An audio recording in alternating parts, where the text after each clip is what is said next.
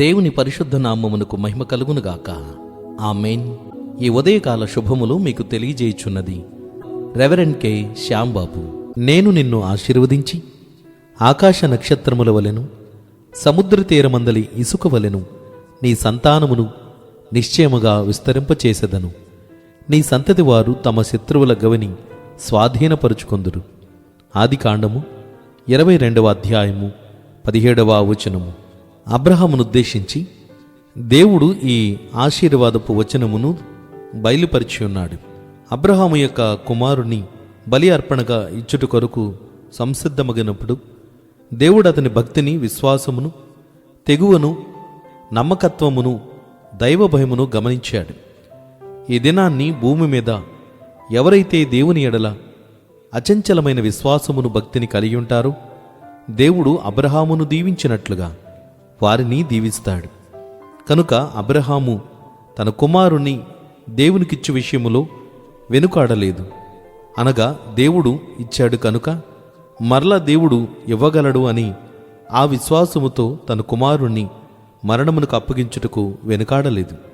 ఈ దినాన్ని దేవుడు మనకిచ్చిన వాటి నుంచి దశమ భాగం అడిగితేనే, ప్రతిష్ఠితార్పణములను అడిగితేనే మనమేవో సంపాదించుకున్నట్లు అవన్నీ మూటగట్టుకుంటున్నాం.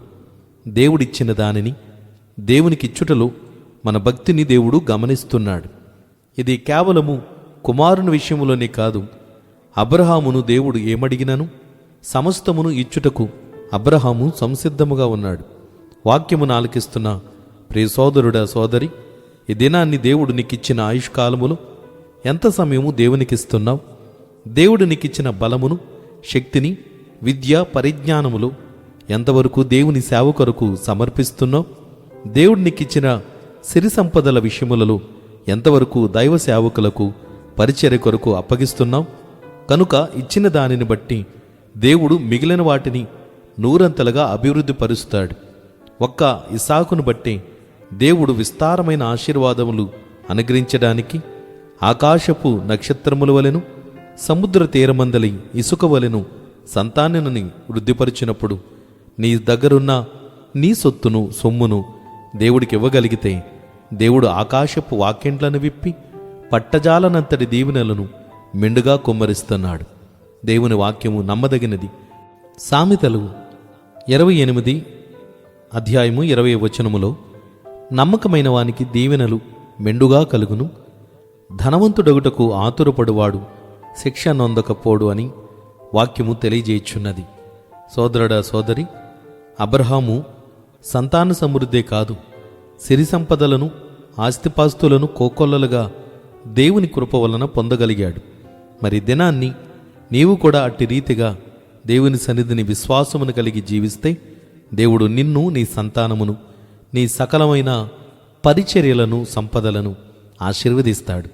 ఆత్మీయమైన ఈ సూచనను నీవు ఎరిగి జీవించగలిగితే నీవు ధన్యుడవు, నీకు మేలు కలుగును, దైవాశీస్సులు కలుగునుగాక.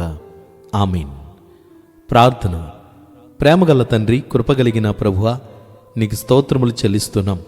విశ్వాసులకు తండ్రిగా నీ సన్నిధిని ఎంచబడిన అబ్రహాము మా అందరి ఆత్మీయమైన భౌతిక జీవితములకు ఆదర్శప్రాయుడై ఉన్నాడు. ప్రభువా, నీవు మాకిచ్చిన వాటిని మరలా నీకిచ్చుటను బట్టి అవి ఆశీర్వాదమును పొందుతున్నాయి. మాకిచ్చిన సంతానము, మాకిచ్చిన సమయము, మాకిచ్చిన ఆయుష్, మాకిచ్చిన అవకాశములు నీ సన్నిధిలో నీ మహిమార్థమై వినియోగించుటకు సహాయం చేయ తండ్రి. మంచి మనసును, సమర్పణ కలిగిన బుద్ధిని మాకు దయచేయండి. ప్రభువా, ఈ దినాన్ని వాక్యమును ఆలకించి నిన్ను సేవించుచున్న ప్రతి బిడలను పేరు పేరున దీవించండి. వారి పరిచర్యలను, వారి పనిపాటలను మీరు ఆశీర్వదించండి. ప్రయాణ రాకపోకలలో క్షేమమును, భద్రతను దయచేయండి. అనేక మందికి దీవెనకరముగా, నీకు మహిమకరముగా జీవించినట్లు వారి చేతి పనులను, వారి పనిపాటలను, వారి జీవనోపాధులన్నింటిలోనూ కూడా నీ వాక్యానుసారంగా జీవించుటకు వారిని సిద్ధపరచండి. ఈ వాక్యం ఆలకిస్తున్న ప్రతి బిడ్డలకు మేలు అనుగ్రహించండి. దేవా, నాతోటి సేవకులను, సువార్థికులను, ఉపదేశకులను, సంఘ కాపరులను, మిషనరీలనందరినీ దీవించండి. దేవా, సమస్త దేశములో శాంతి సమాధానమునియండి. ప్రపంచ దేశములలో నెమ్మదిని, సమాధానమును కలుగు చేయండి. యేసుక్రీస్తు నామమున ప్రార్థించుచున్నాం పరమ తండ్రి. ఆమేన్. తండ్రి కుమారుడు పరిశుద్ధాత్మీయను త్రియేక దేవుని దీవెన ఎల్లప్పుడూ మీకు తోడయుండునుగాక. ఆమేన్.